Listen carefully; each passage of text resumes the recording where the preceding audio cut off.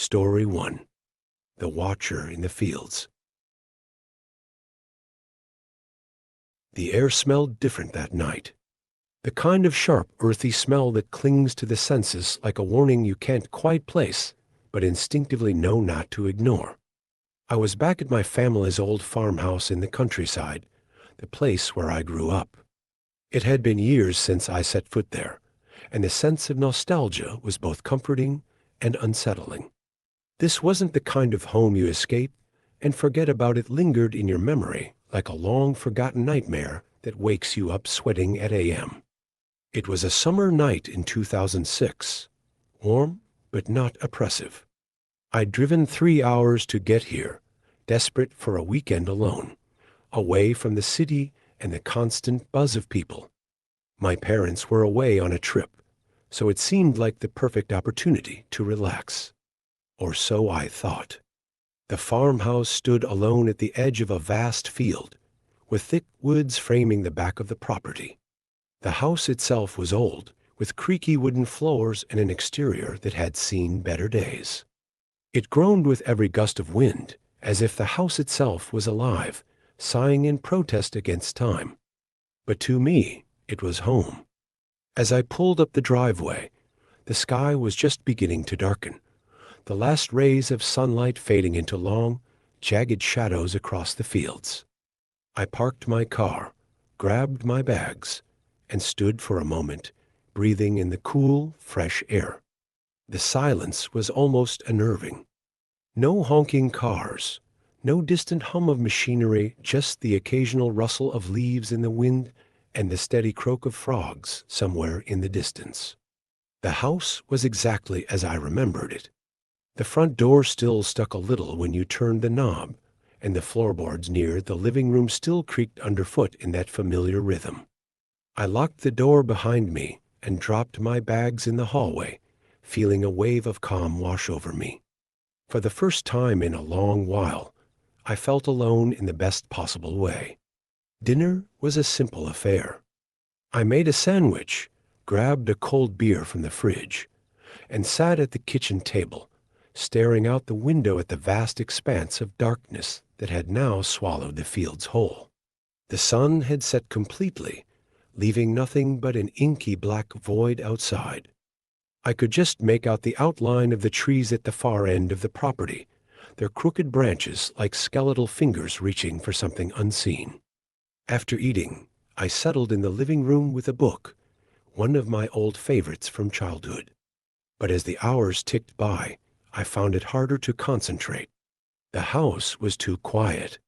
That kind of oppressive silence that makes every creak and groan feel ominous.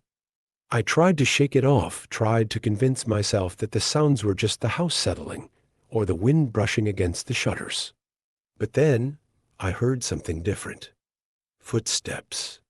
At first, it was faint, almost indistinguishable from the normal creaks of the house. But then it grew louder, more deliberate. Slow, crunching footsteps, like someone walking on gravel. My heart began to race as I sat up, listening intently. The sound was coming from outside. Someone was circling the house. I stood up, the book forgotten on the couch, and made my way to the window. The curtains were drawn, but I could just make out the faintest shadow outside, moving slowly past the porch. I held my breath, peering through a tiny crack in the curtains, but I couldn't see anything in the darkness. It's just your imagination, I told myself. Maybe a deer or some animal wandering too close to the house. But the footsteps continued, methodical and unnervingly human. I decided to check the back door, just to be sure. Grabbing the flashlight from the kitchen drawer, I slowly crept toward the hallway. As I walked, something caught my eye. There, in the soft glow of the living room lamp, were muddy footprints on the wooden floor leading from the back door to the living room. My stomach lurched, and a cold sweat broke out across my skin. Someone had been inside the house. How had I not heard them? The back door was locked, or at least it should have been. I ran to the door, checked the lock secure. My hands shook as I turned the knob, trying to make sense of it all. There was no sign of forced entry, no broken windows, and the door was still locked. But the footprints were undeniable. Panic set in. Whoever it was, they might still be inside. I rushed to the study where the old security system my dad had installed still flickered faintly on a dusty monitor. I fumbled with the controls, my hands trembling as I brought up the footage from the cameras that dotted the perimeter of the house. The first few screens showed nothing but empty fields, the dark silhouettes of trees swaying gently in the breeze. But then I saw it. My breath caught in my throat as the camera pointed toward the back of the property, showed something or someone standing at the edge of the forest. A figure. Tall, thin, and masked, its face completely obscured. It stood perfectly still, as though it had been waiting there for hours, just watching. I slammed my hand over my mouth to stifle a gasp. My mind raced, trying to piece together what I was seeing. The figure hadn't moved, hadn't approached the house yet, but the way it just stood there, staring. It was enough to make my blood run cold. Frantically, I switched to another camera. The figure was closer now, its movements slow but deliberate. My hands were shaking as I grabbed my phone, but of course there was no signal. The farmhouse was too isolated, too far from any cell towers. I was on my own. I did the only thing I could think of. I bolted to the kitchen and grabbed the largest knife I could find. I checked the locks on all the doors and windows again, then crouched down behind the couch in the living room, my eyes fixed on the security monitor. The figure was at the back door now, its hand resting on the handle. The door creaked open, the sound slow and deliberate, as though the figure knew exactly how to draw out every agonizing second. My heart pounded in my chest so loudly that it was the only thing I could hear. My body felt frozen in place, but my mind screamed at me to do something, anything. I tightened my grip on the knife, though deep down I knew it was a feeble defense against whatever was coming. The figure stepped inside, moving with an eerie, fluid grace that seemed unnatural. I could see it now, tall, draped in something dark, a long coat that swept against the floor as it moved. But it was the mask that truly unnerved me. It wasn't some crude disguise or ski mask. No, this mask was smooth and featureless, like porcelain, completely blank, except for two dark, hollow eyes. It was as if it wasn't even human. I crouched lower behind the couch, my breath shallow, watching the figure's every movement on the monitor. It moved slowly, its head turning slightly as if it was listening for something. It made no sound, no heavy footsteps, nothing but a soft, almost inhuman whisper of motion as it crossed the threshold into the hallway. I knew I had to move. Sitting here, hiding like a trapped animal, wasn't going to save me. My only chance was the basement. There was a back exit down there, though I hadn't used it in years. If I could make it, I might have a shot at escaping. But the thought of moving, of making any noise, terrified me. The figure was too close. One wrong move, and it would know I was here. Still, I had no choice. With every ounce of courage I could muster, I slowly rose from my crouch, keeping as low to the ground as possible. I took a step, then another, moving as quietly as I could toward the basement door at the end of the hallway. The sound of my own breathing seemed deafening to me, and I prayed that the figure wouldn't hear. As I reached the basement door, I risked a glance back at the monitor. The figure was standing in the middle of the living room now, its head slightly tilted, as if it was listening. I could feel its gaze, even though those empty eyes didn't look in my direction. It was hunting, sensing something in the air. I turned the knob slowly, wincing as the door gave a faint squeak.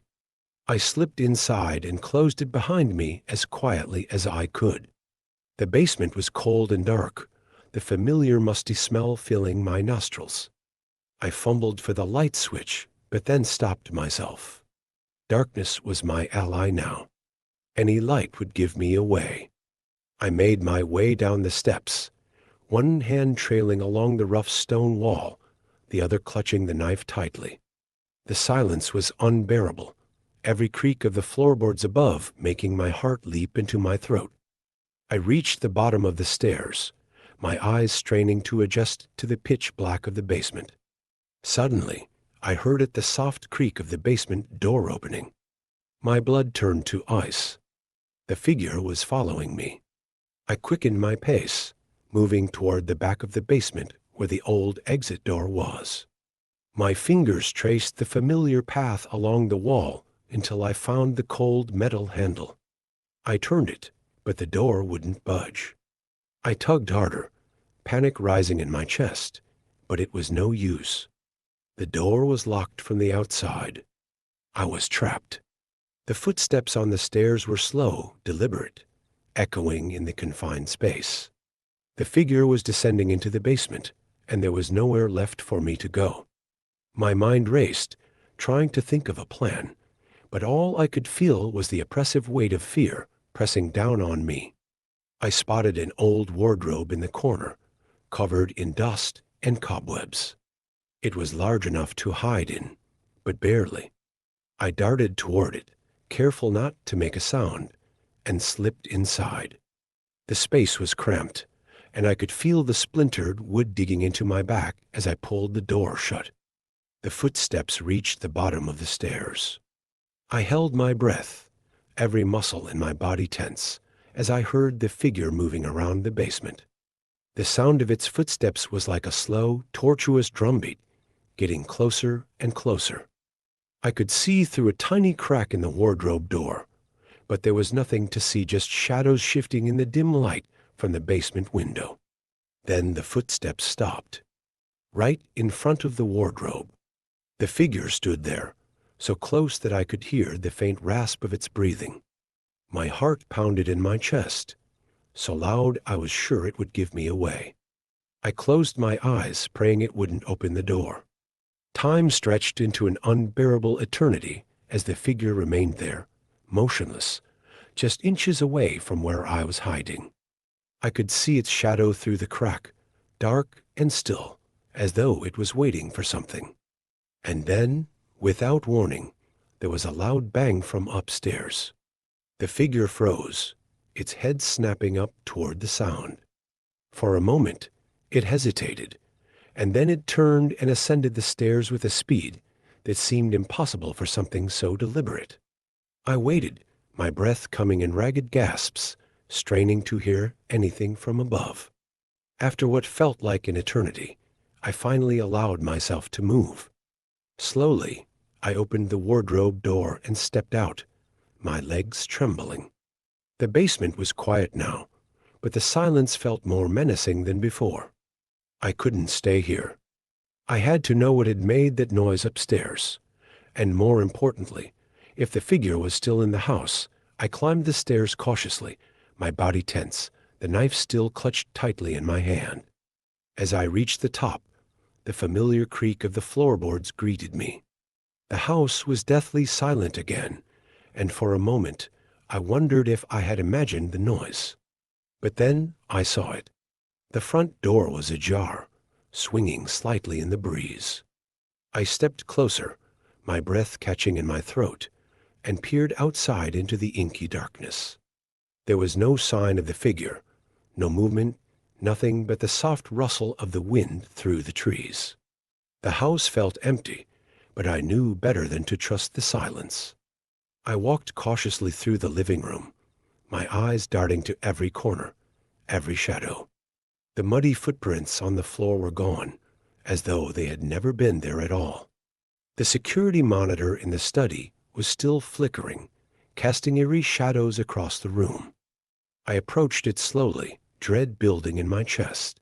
My fingers hovered over the controls, and I hesitated before pulling up the footage once more. The cameras flickered to life, one by one, showing the empty fields and the dense line of trees that bordered the property. I scanned the footage, searching for any sign of the figure, and then I saw it again. The figure was standing at the edge of the woods, just as before.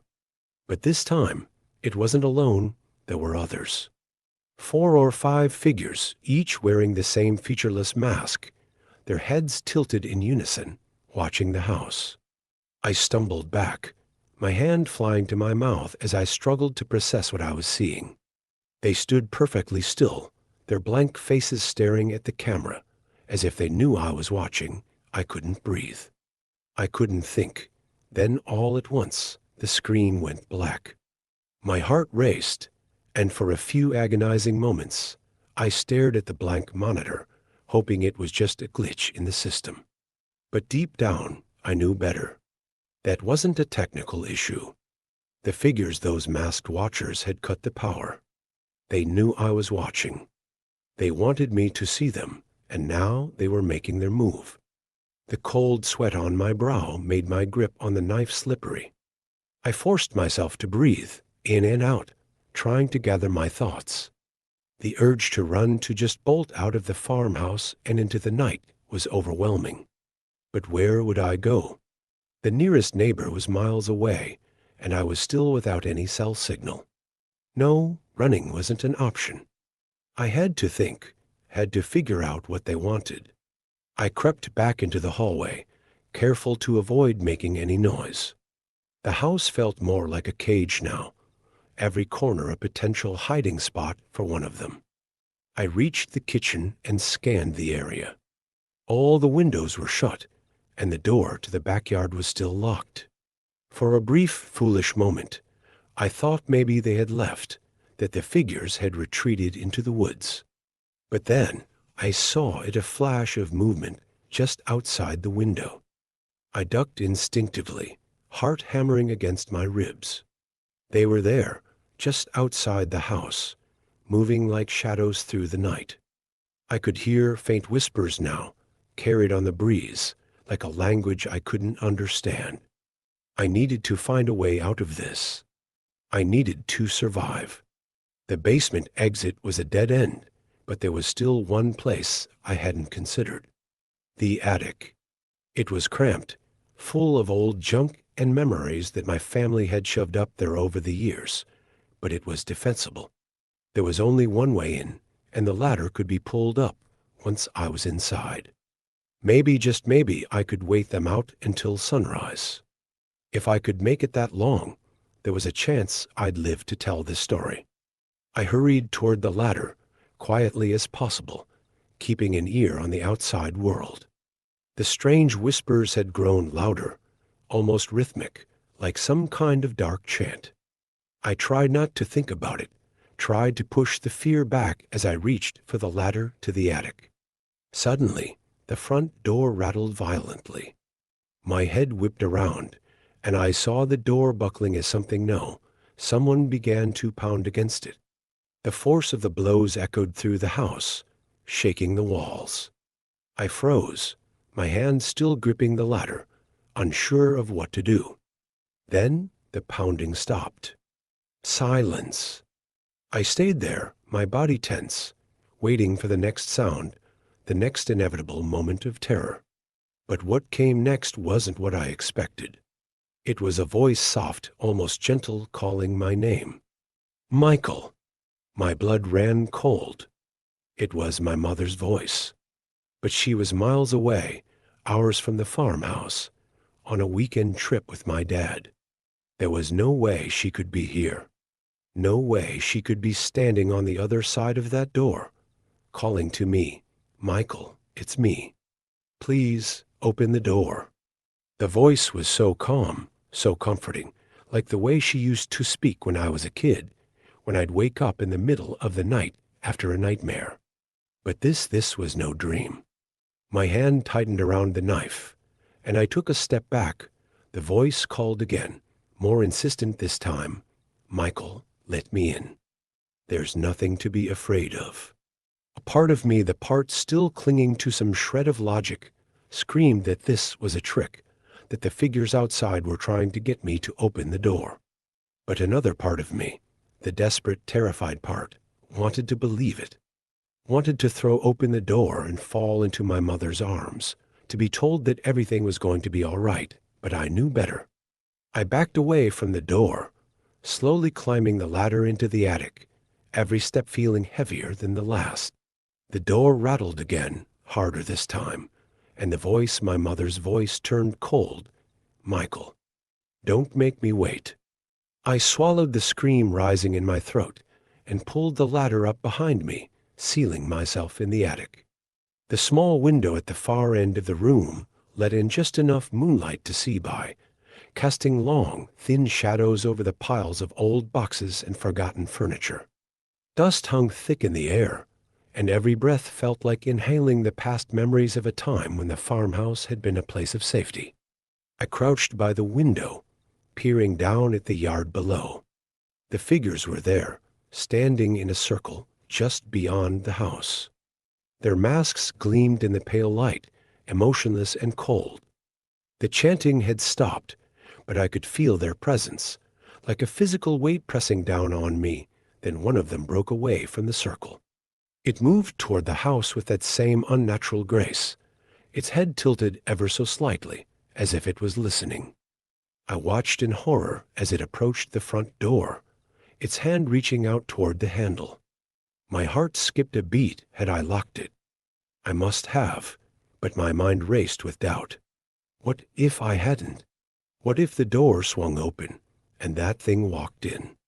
The figure paused for a moment, standing at the door as if considering its next move. Then slowly it turned its head and looked up straight at me, those hollow eyes, dark and endless, locked onto mine. For a moment, I couldn't breathe. It saw me. It knew where I was. My body went rigid, my hand gripping the window frame so tightly I thought the wood might splinter. But the figure didn't move. It just stood there, staring at me, as if daring me to come down. And then, with slow, deliberate steps, it turned and walked back into the woods, disappearing into the shadows, but I wasn't fooled. They weren't leaving. They were waiting. I sat there for what felt like hours, the knife clutched in my lap, my mind racing with every possible scenario. I considered making a run for it, but every time I glanced out the window, the thought of those masked figures lurking in the dark sent a wave of dread through me. Just as I was beginning to think I might actually make it through the night, I heard something that shattered my fragile hope. The creak of the ladder. It was faint, but unmistakable. Someone or something was climbing into the attic. I scrambled to my feet, backing away from the opening, my heart pounding in my chest. The knife felt useless in my hand, a pathetic defense against whatever was coming. The attic was too small to confine. There was nowhere to hide, nowhere to run. The ladder creaked again. Then a hand appeared on the edge of the opening. Pale, bony fingers gripped the floor, and slowly the masked figure pulled itself into the attic, its head tilted as it looked at me, those dark, hollow eyes boring into my soul. "Michael," it whispered, the voice not its own, but my mother's. "Why are you hiding?" I couldn't move. I couldn't scream. I was trapped, and then the figure took a step toward me. The masked figure stepped closer, its movements slow, deliberate, like a predator toying with its prey.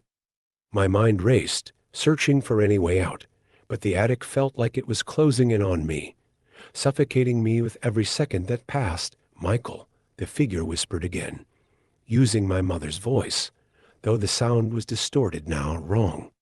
It took another step forward, its hollow eyes fixed on mine, the empty mask gleaming faintly in the dim light of the attic. "You can't hide." I backed up as far as I could, my back hitting the wall. The knife in my hand felt worthless, like a toy in the face of whatever this thing was. But I had to try. I had to do something. The figure stopped just a few feet away from me, its head tilting again, as if studying me, sizing me up. The air in the attic seemed to grow colder, the shadows darker. I could hear my own breath, ragged and panicked, echoing in the silence. Then, without warning, the figure lunged. Instinct took over. I swung the knife wildly, feeling the blade connect with something solid. The figure let out a guttural hiss, staggering back, but I didn't wait to see if it was hurt. I scrambled toward the ladder, throwing it down and leaping out of the attic with reckless desperation. I hit the floor hard, my ankle twisting painfully beneath me, but I didn't stop. I dragged myself toward the front door, every movement sending a jolt of agony through my leg. The door was still ajar, just as I'd left it. I pushed it open with trembling hands, the cool night air rushing in like a lifeline. Behind me, I could hear the figure in the attic. Its movements were no longer slow or deliberate. They were frantic. I could hear it scrambling down the ladder, the sound of its heavy footsteps growing louder, more erratic. I stumbled out of the house, my vision blurring with tears of pain and terror. The yard was dark, the trees looming like silent witnesses to my impending doom. I could feel the presence of the other figures, lurking just beyond the tree line, watching, waiting. But I didn't care. I had to run. I had to get away. My ankle screamed in protest as I hobbled toward my car, the gravel crunching underfoot. I fumbled with the keys, my hands shaking so badly I could barely grasp them.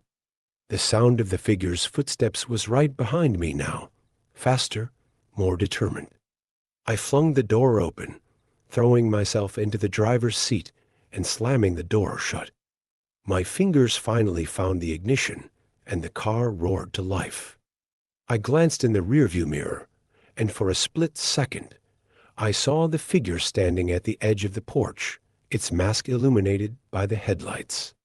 It tilted its head one last time, as if disappointed, before retreating into the shadows. I floored the gas pedal, the tires screeching as I tore down the driveway, leaving the farmhouse and the horrors within behind. The figures by the tree line didn't follow. They didn't need to. Their message was clear. I was alive, but I wasn't safe. Not really. Not ever again. I drove for hours, not caring where I was going, as long as it was far from that place. My mind raced, trying to make sense of what had happened, but there were no answers, no explanations. Just the memory of those hollow eyes, watching me from the dark. When I finally stopped, I was miles away, parked at the side of a desolate highway. The sun was just beginning to rise, casting the world in soft hues of pink and gold. But I didn't feel safe. The sunlight didn't chase away the fear. It only reminded me of what waited in the dark. I sat there for a long time, gripping the steering wheel, my knuckles white, my body trembling. I thought about calling my parents, telling them everything, but what could I say? That the farmhouse was haunted. That masked figures had been stalking me in the night. It sounded insane. I wasn't sure if I would ever go back. The thought of that house, of those figures still lurking in the shadows, sent a wave of nausea through me. But deep down, I knew that running wouldn't solve anything.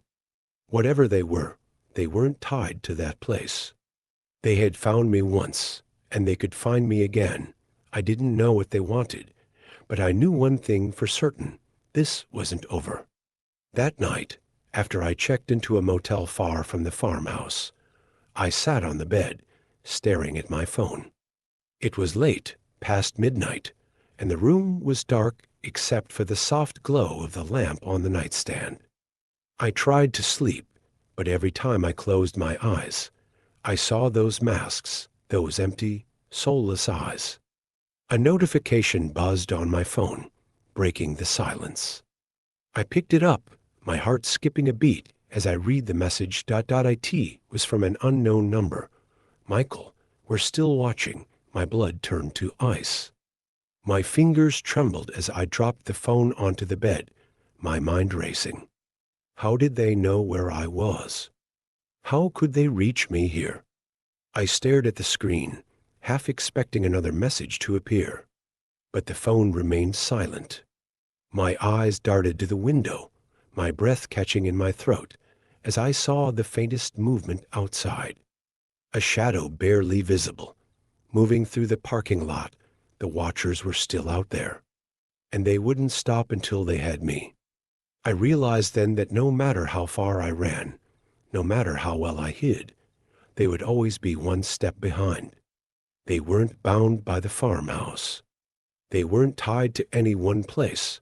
They were everywhere, and they weren't finished with me yet. Story 2. The Haunting of Hallow Creek. There's something wrong with Hallow Creek. Always has been, if you ask the locals, though they rarely talk about it. The kind of wrong that festers beneath the surface, hidden just out of sight, but you can feel it if you pay close enough attention. It's in the way the trees whisper when there's no wind, in the way the fog rolls in every evening, thick and heavy, like it's trying to hide something. But no one really talks about it, not directly. They'll tell you the usual stories kids dare each other to visit the old church after dark, or there's an old ghost that haunts the woods behind the creek. Small-town ghost stories, the kind that people shrug off with a nervous laugh. But deep down, they know it's more than that. I didn't grow up in Hallow Creek. I moved there a few months ago, thinking it was the perfect place to escape from the chaos of the city. I'd been working as a freelance writer for years, bouncing from one crammed apartment to the next, never staying in one place for too long.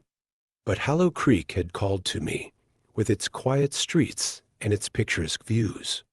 The little town seemed like the ideal spot to finally settle down, get some peace and quiet, and finish the book I'd been working on for the better part of a decade.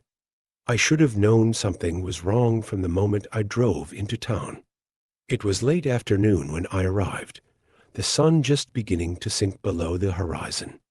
The roads leading into Hallow Creek were narrow, winding through dense woods that seemed to swallow the light.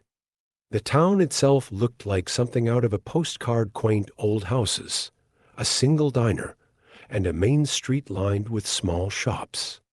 But there was an eerie stillness to it, like the whole town was holding its breath. My new house was at the very edge of town, an old two-story Victorian that had been sitting empty for years. The real estate agent had been eager to sell it, offering me a deal that seemed too good to be true. It's got character, she'd said, her smile a little too wide. A great place for someone who needs peace and quiet to work. The last owner, well, they had a bit of trouble, but that was years ago. I didn't ask what kind of trouble. Maybe I should have. When I pulled up in front of the house, the first thing I noticed was the creek. It ran right behind the property, a thin ribbon of dark water that wound its way through the trees. The real estate agent had called it quaint, but there was something about it that made my skin crawl. The water was black, too dark for the time of day, and the trees around it were twisted, their branches reaching out like gnarled fingers.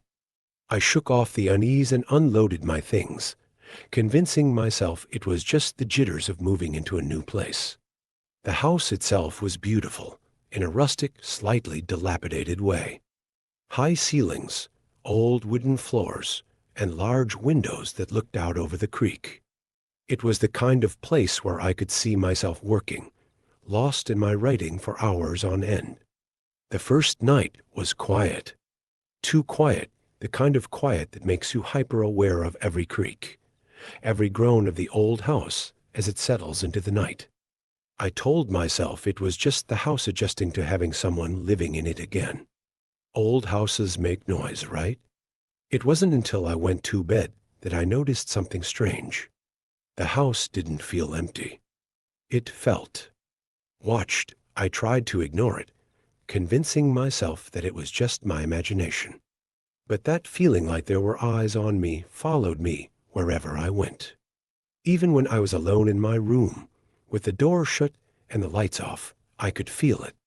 I barely slept that first night, lying awake in the dark, listening to the distant sound of the creek outside, and then, just as I was finally drifting off, I heard it. A knock at the door. It wasn't loud, more like a soft tap, but in the dead of night, it was enough to make my heart race. I lay there for a moment, frozen, wondering if I'd imagined it. But then it came again. A soft, rhythmic knock, 3 times. I got out of bed, my pulse quickening as I crept toward the door. My hand hovered over the doorknob, hesitating. Every instinct told me not to open it. But I was new here, and maybe it was just a neighbor coming by to check on the new guy in town. I opened the door. There was no one there. I stepped into the hallway, peering around the darkened corners, but the house was empty. The knock hadn't come from the front door. It had come from somewhere inside the house. A chill ran down my spine as I walked through the rooms, my footsteps echoing in the stillness. Nothing. The house was silent again. I went back to bed, but sleep didn't come easily. Every creak, every whisper of wind outside had me sitting up, straining to listen. But there was nothing. Just the sound of the creek, endlessly flowing in the darkness. The next morning, I tried to shake off the unease. I told myself it was just the stress of moving. But as the days passed, that feeling of being watched never went away. It grew stronger, more oppressive, like the house itself was suffocating me. And then the knocks started again. The knocks came again the next night, just as soft, just as deliberate. 3 times, always the same pattern. Tap, tap, tap. It didn't matter where I was in the house, it followed me. If I was in the living room, it came from the kitchen. If I was upstairs, it echoed from the front hallway. I never found the source. Every time I checked, the house was empty. By the 3rd night, I had stopped looking. Instead, I just lay there in bed, the covers pulled up to my chin, staring at the ceiling and listening. The knocks came at the same time, always right around midnight. They never grew louder or more insistent, just that soft tapping. But it was enough to keep me wide awake, my heart racing and my mind conjuring up all sorts of explanations. There was the creek. At first, it was just the sound of the water, faint but persistent, like a quiet hum in the background. But soon it started to sound different. It was subtle at first, a strange gurgling noise mixed in with the usual babble of the water, like something was stirring just beneath the surface. Every time I looked out the window, the water looked darker, more sluggish, almost like it was thickening. I stopped going near it. I didn't like the way the air felt by the creek, heavy and cold, even in the daylight. It felt like the ground was sinking there, like the earth was pulling you closer, urging you to come nearer to the water's edge. The trees, too, they seemed to loom taller each day, their twisted branches blocking out more of the sky. It was on the 4th night that I finally saw her. I was lying in bed, listening to the familiar knocks, trying to ignore them. I was half asleep when I felt it, the unmistakable feeling that someone was watching me. My eyes snapped open, and there she was, standing at the foot of my bed. She was drenched, her dark hair hanging in wet, matted strands over her face, her clothes soaked through, clinging to her body. Water dripped from her fingers onto the floor, pooling at her bare feet. Her head was tilted slightly, her face obscured by her hair, but I could feel her eyes on me. I couldn't move. My body was frozen in place, my mind screaming at me to do something, anything, but I couldn't even breathe. She didn't move, didn't speak, just stood there, dripping and watching, the sound of water hitting the floor the only noise in the room. The minutes stretched on unbearable, until finally, slowly, she turned and walked out of the room. I didn't dare follow. I lay there for what felt like hours, every muscle in my body tense, my mind racing with terror. When I finally got the courage to get out of bed, the house was silent again. The wet footprints she'd left behind were the only evidence that she had ever been there. The next morning, I went straight to the library in town. I'd heard enough of the local ghost stories by now to know that something was very, very wrong with this place, and I needed answers. The librarian, an older woman with kind eyes, didn't seem surprised when I told her where I was living. "You're in the old Cartwright house," she said, her voice low. I always wondered when someone would move back in. I asked her what she meant. She hesitated, glancing around to make sure no one else was listening, then leaned in closer. "The last people who lived there. Well, let's just say they didn't last long. The Cartwright family, husband, wife, 2 daughters, they moved in about 10 years ago. Everything seemed fine at first, but then people in town started noticing strange things. The daughters would come into town with these haunted looks on their faces, like they hadn't slept in weeks. The wife. She started acting strange, muttering about things she'd seen by the creek, things that no one else could see. I felt a cold chill run down my spine as she continued. One night, the wife just disappeared. Her husband said she'd gone for a walk and never came back. The daughters claimed they'd seen her by the creek that evening, standing by the water. When the husband went to look, he found her shoes on the bank, but no sign of her. The police searched the creek for days, but they never found her body. I asked her about the knocks. The librarian frowned, her face pale. They say the knocks started after that. Every night, around midnight, just like you described. People in town started to wonder if it was her, trying to come back. But no one really knows. I left the library with a sense of dread clawing at my chest. The Cartwright family's story was too close to my own. The knocks, the figure in the house, the strange things happening by the creek, it was all connected. But I still didn't understand why it was happening to me. That night, I braced myself for the knocks. I knew they would come, just like they always did. But this time, I wasn't just going to sit there and listen. I was going to confront her. Whatever had happened to the Cartwrights, whatever was haunting the creek, I needed to face it. Midnight came, and with it, the knocks. Tap, tap, tap. I waited, the tension building in my chest, the silence unbearable. And then, just like before, I felt it, the presence. She was there again, standing at the foot of the bed, her hair wet and tangled, her skin pale and slick with water. But this time, I didn't freeze. I forced myself to sit up, to meet her gaze. "Who are you?" I whispered, my voice trembling. She didn't answer. But something changed.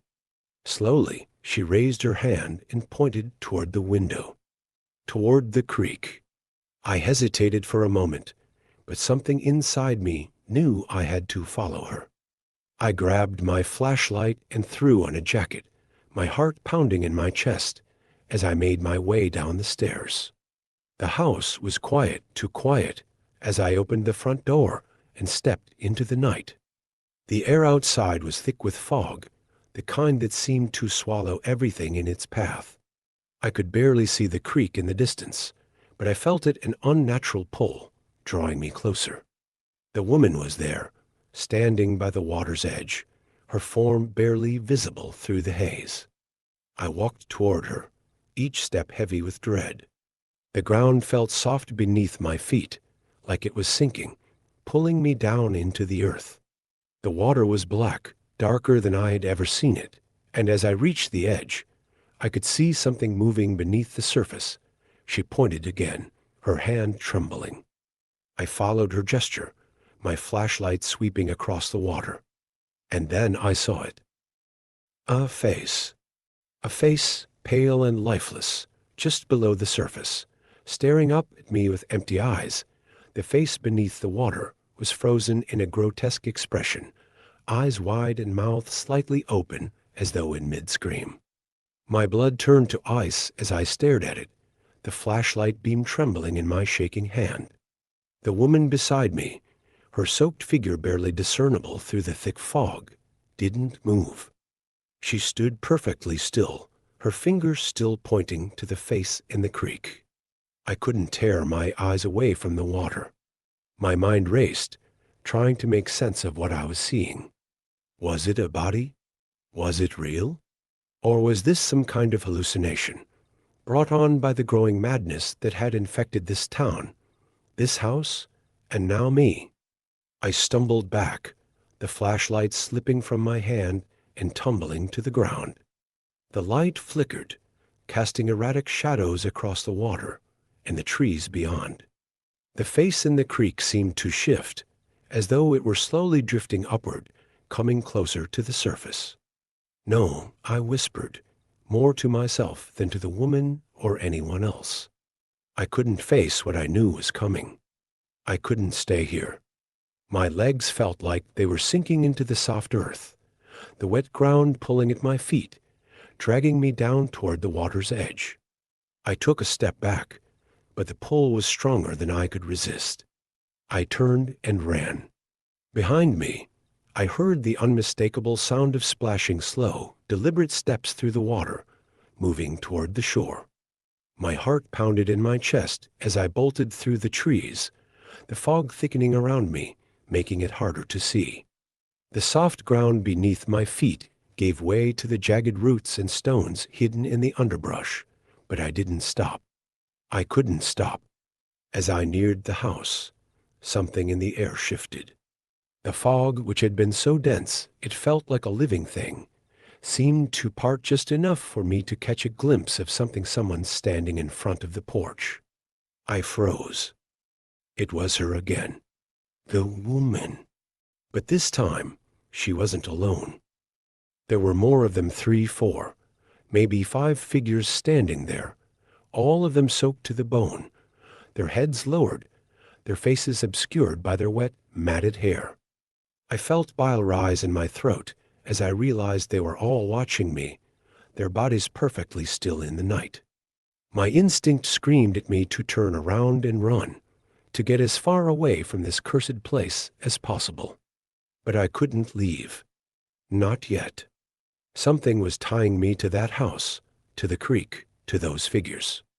I took a shaky step forward, and as I did, the woman on the porch raised her head. Her face, still as pale and lifeless as the first time I saw her, locked onto mine. Her lips parted slightly, and she began to speak, but the words that came out weren't in any language I had ever heard.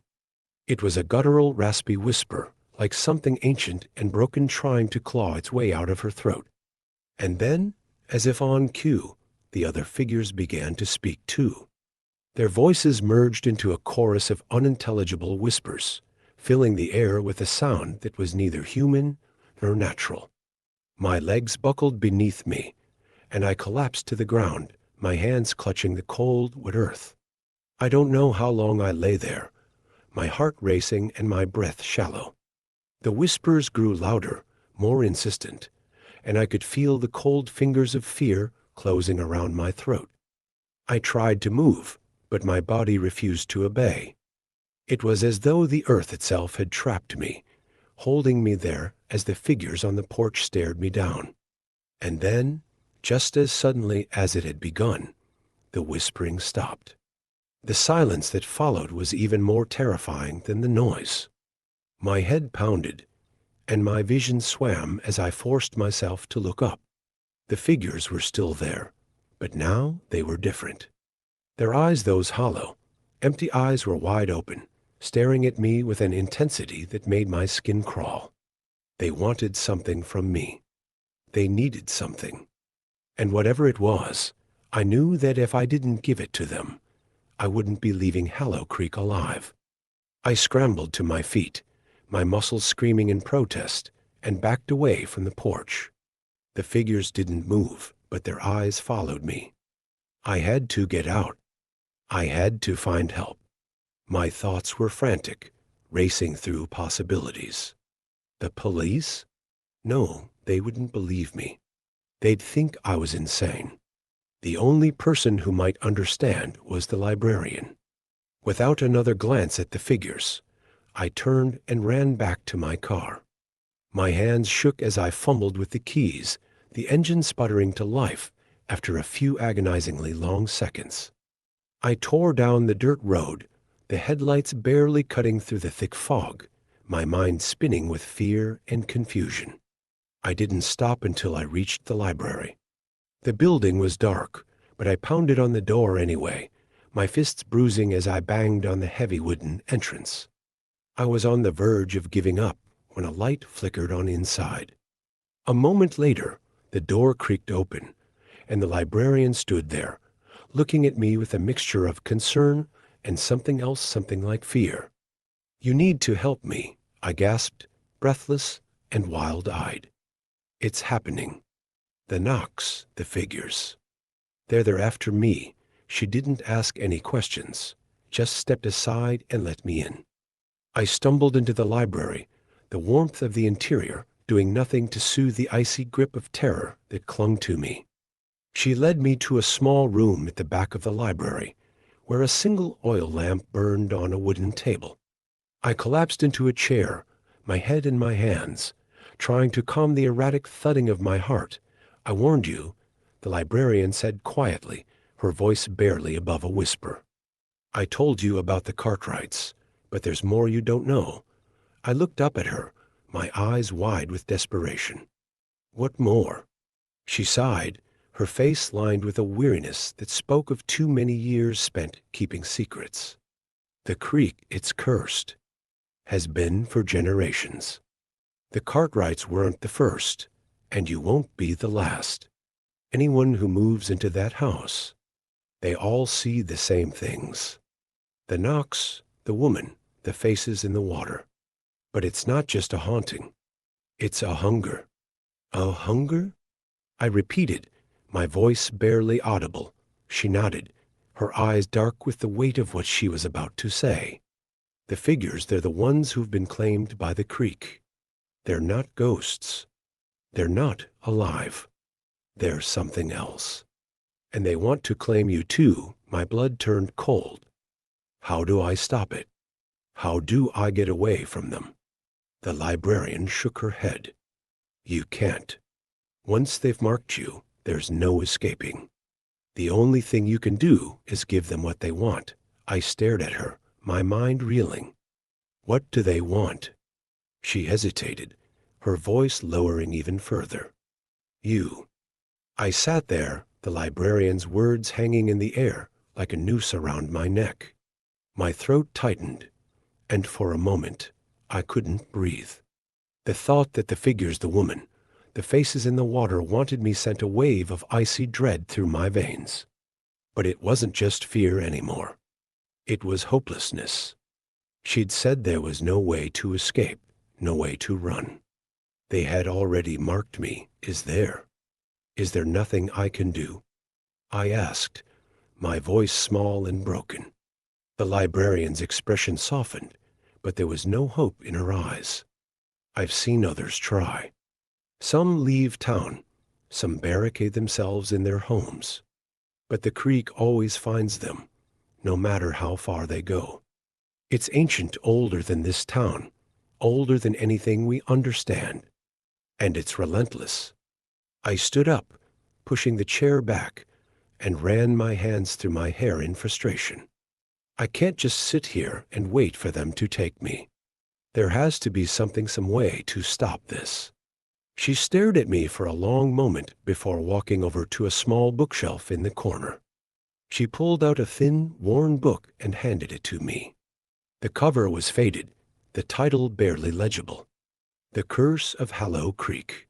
This is the only thing I have," she said softly. "It's a collection of old account stories of people who lived in that house, people who claimed to have seen the figures. Some survived, but most didn't. If you want to try and fight them, maybe something in here can help. But it's risky." I took the book, my hands trembling as I flipped through the yellowed pages. The stories inside were cryptic, fragmented accounts of encounters with the cursed creek, some dating back over 100 years. People spoke of the knocks, of shadowy figures watching them, of strange faces in the water. But there was one passage that caught my eye. The only way to stop them is to return what was taken. I read the line over and over, trying to make sense of it. Return what was taken. What does that mean? The librarian shrugged.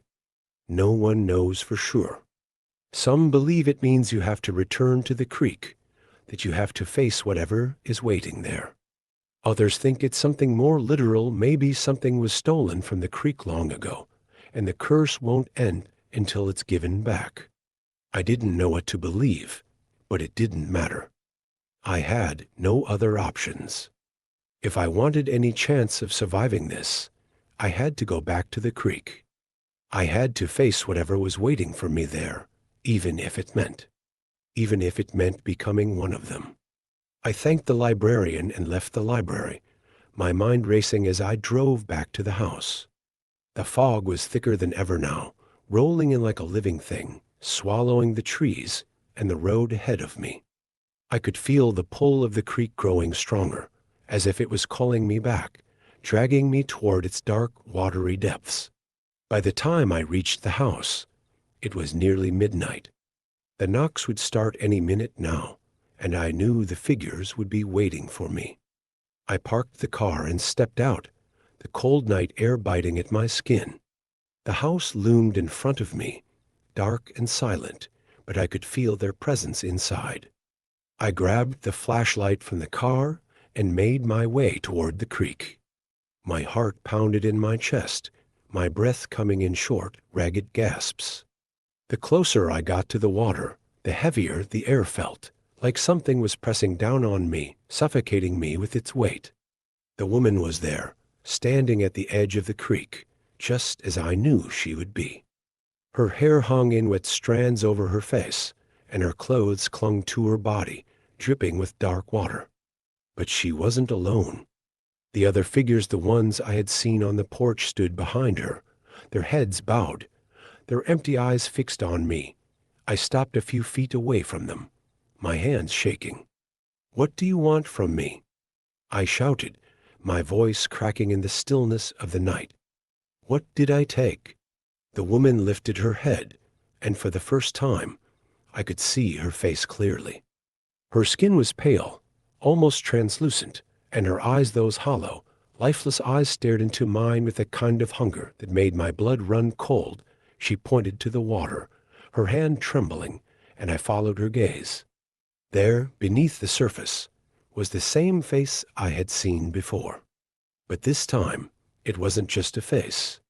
A body was rising from the water, its limbs pale and limp, its clothes shredded and soaked. The water swirled around it, pulling it up toward the surface, until it was floating just beneath the rippling black water. It was me. The body in the water was me. I stumbled back, my legs giving out beneath me as I collapsed to the ground. My head spun, my vision blurring as the realization hit me like a sledgehammer. I had been marked by the creek from the moment I arrived in Hallow Creek. The curse wasn't about taking something. It was about becoming something. I was never meant to survive this. The creek had chosen me. The woman stepped closer, her wet, skeletal hand reaching out toward me. Her fingers brushed against my skin, cold and slimy, and I felt the pull again, the same pull I had felt that first night by the water. I couldn't fight it. I couldn't stop it. I was already hers. With a final, desperate scream, I felt myself being dragged toward the water. The figures closed in around me, their eyes gleaming in the moonlight, their whispers growing louder, filling the air with the sound of ancient, hungry voices. I fought, kicking and thrashing, but it was no use. The water was cold, colder than anything I had ever felt, and as it closed over my head, I realized that there was no escaping the creek. No escaping the curse. The last thing I saw before the darkness swallowed me whole was the woman's face, smiling as she pulled me into the depths. They found my car the next morning, parked near the house. The engine was cold, the doors unlocked, but there was no sign of me. No one ever found my body, and no one ever will, Because I'm still here, waiting, watching. Just like the others before me, the creek always gets what it wants. Story 3. The Silent Ones in the Woods. There are certain places in the world that seem to attract the worst kind of secrets. Places where the trees grow a little too close together, where the air feels heavy with something you can't quite name, but you know it's there. Waiting, watching. Pine Hollow was one of those places. The locals didn't like to talk about it, not even in passing. It wasn't marked on any map, and if you asked for directions, you'd be met with a cold, blank stare or a quick change of subject. But if you lived in town long enough, you'd hear the stories, the whispers late at night about the things that lurked in those woods, things that didn't belong to this world. I didn't believe in any of it. At least, not at first. I had moved to the small town of Coldbrook 6 months ago, a fresh start after a messy divorce and a job that had nearly killed me with stress. Coldbrook was supposed to be peaceful, quiet, a place where I could finally breathe. I had rented a cabin on the outskirts of town, a small, cozy place nestled at the edge of the forest. It was perfect, or so I thought. The first time I heard about Pine Hollow was from Mrs. Devereaux, an old woman who lived down the road. She'd been in Coldbrook her entire life, and she was eager to fill me in on all the local gossip. Most of it was harmless enough: who was having an affair with who, which neighbor's kid had been caught smoking behind the school. But then she mentioned Pine Hollow.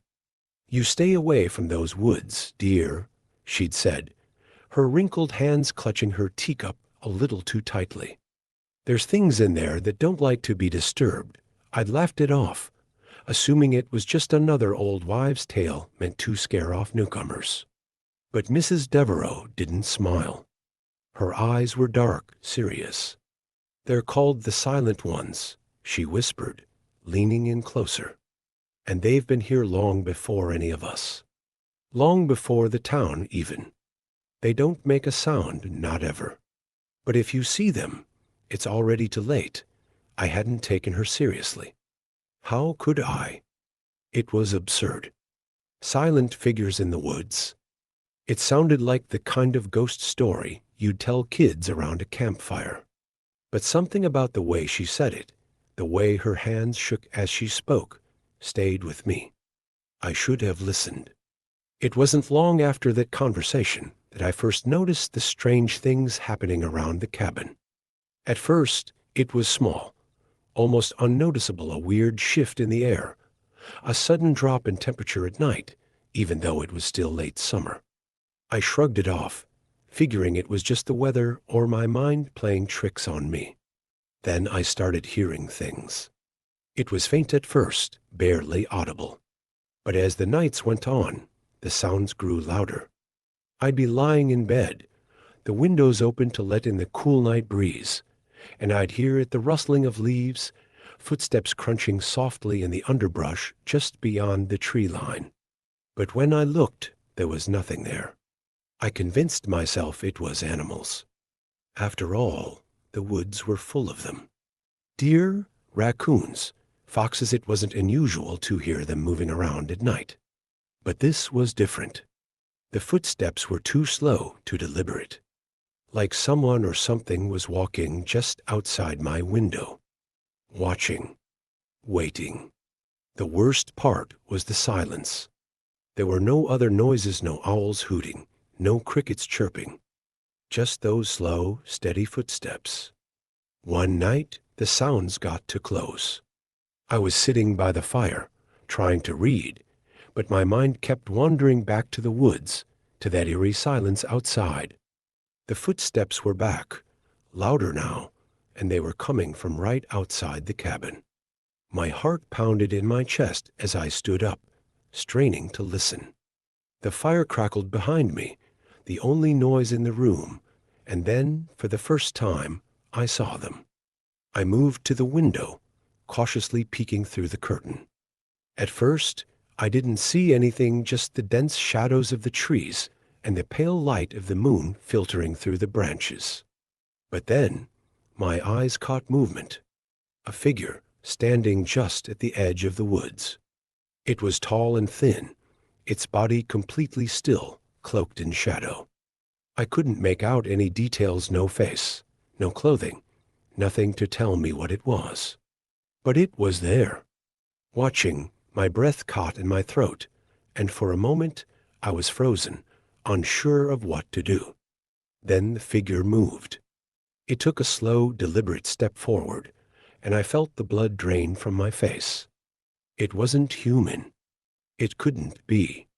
I stumbled back from the window, my hands shaking.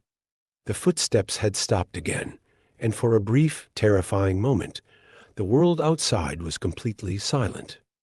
No wind, no rustling, nothing but the rapid pounding of my heart. I grabbed my phone and called the only person I could think of, Mrs. Devereaux. She picked up after the first ring, her voice wary. "They're there, aren't they?" she asked, not waiting for me to explain. "You saw them," I swallowed, trying to steady my voice. I think so. What do I do?" She was silent for a long moment, and when she spoke again, her voice was filled with a kind of resigned dread. "You can't run from them. You can't hide. They're already watching you. All you can do is survive the night." My stomach twisted. "What do you mean, survive the night?" "The silent ones don't make noise. They don't speak, they don't move unless they want you to see them. But once they start watching, they don't stop. They'll come for you, but they won't rush. They'll take their time." I felt sick. "How do I stop them?" "You can't," she said, her voice cold and final. "No one ever has." Mrs. Devereaux's words clung to me like a weight I couldn't shake. I stood there, phone pressed to my ear, heart pounding as if it were trying to break free from my chest. Outside, the cabin had grown unnaturally quiet, the thick silence pressing in on me from all sides. "I can't just sit here and wait for them to come," I whispered, my voice barely audible even to myself. "There has to be something. Anything." Another pause. When Mrs. Devereaux spoke again, her voice was a brittle whisper. "You need to stay inside. Don't open the doors. Don't go to the windows. No matter what you hear, no matter what you see." "But what?" I began, but she cut me off. "They'll try to trick you," she said. "They'll make you see things, hear things. They'll make you think you're safe, that it's over. But it's never over. You can't listen to them. Do you understand?" I nodded, even though she couldn't see me, my throat too tight to speak. "Survive the night," she repeated, her voice lower now, like she was speaking from some dark place deep inside herself. "That's all you can do. If you make it to morning, maybe, just maybe, they'll leave you alone." I hung up without saying goodbye. The silence from the phone is oppressive as the silence outside. My body felt heavy, my limbs sluggish as if I'd been drugged. The room was too still, too quiet. The fire in the hearth flickered, casting long, dancing shadows across the walls, but even the fire felt wrong somehow, like it was struggling to stay alive. I backed away from the window, careful not to look outside again. My mind screamed for me to run, to leave the cabin and escape into the night, but I knew better. Mrs. Devereaux's warning echoed in my head. They'll trick you. The silent ones were out there, watching, waiting for me to make the wrong move. And I couldn't give them that. I needed to stay calm, to stay inside, no matter what happened. But my nerves were fraying fast. Minutes passed. Or maybe it was hours. Time seemed to stretch and warp in the cabin, the silence growing thicker with each passing second. I sat in the chair by the fire, gripping the arms so tightly my knuckles turned white. My eyes flicked nervously toward the front door, the window, the corners of the room where the shadows lingered, and then it began. The first sound was faint, like a soft tap on the window. I jerked in my seat, my breath catching in my throat. The tapping came again, rhythmic and deliberate, just like the knocks from the stories I'd heard, the ones that were never supposed to be answered. Tap, tap, tap. I gritted my teeth, forcing myself to stay still, to ignore it. My heart raced, my pulse pounding in my ears. The urge to look, to just peek out of the window and see what was there, was overwhelming. But I knew better. I couldn't give in. The tapping stopped, and for a moment, I thought I might have imagined it. But then a new sound came. A voice. Let me in. It was a whisper, barely audible, but clear as day in the suffocating silence of the cabin. The voice was soft, pleading, and it was familiar. Please, open the door. My stomach dropped as the realization hit me. It was my ex-wife's voice. The same soft tone she'd used when we used to talk late at night, long before the divorce, long before everything had fallen apart. I need to come inside. The voice continued, and now I could hear footsteps, slow and deliberate, just outside the front door. Please. You know it's me. I stood up, my legs weak, and took a step toward the door. My mind raced, the rational part of me screaming that it couldn't be her, that she was hundreds of miles away. But the voice was so familiar, so real. It tugged at something deep inside me, something I thought I'd buried a long time ago. I reached for the doorknob, my fingers trembling, and then I stopped, Mrs. Devereaux's words came flooding back, sharp and clear. They'll trick you. I pulled my hand back as if the doorknob had burned me. The voice outside fell silent, the footsteps stopping abruptly. For a few heartbeats, there was nothing but the heavy, oppressive quiet, and then the tapping began again. This time, it came from the window behind me. Tap, tap, tap. I spun around, my eyes darting to the curtain, but I didn't move any closer. The tapping grew louder, more insistent, as if someone was knocking on the glass with the edge of a knife, and then a new voice spoke. Please? I'm scared. Let me in. Double quotes. It was a child's voice now, young and trembling with fear. My heart clenched in my chest, and I took an involuntary step forward before stopping myself. My pulse thundered in my ears, my skin cold with sweat. Please, it's so cold out here, the voice whimpered. Why won't you help me? I clenched my fists, forcing myself to stay where I was. They were trying to break me, trying to wear me down. I couldn't let them. The child's voice faded, and the tapping stopped. I stood there, my body trembling, waiting for whatever would come next. Then the door rattled. The doorknob twisted, the wood creaking as something tried to force its way inside. My breath caught in my throat, and I backed away from the door, every instinct telling me to run, but there was nowhere to go.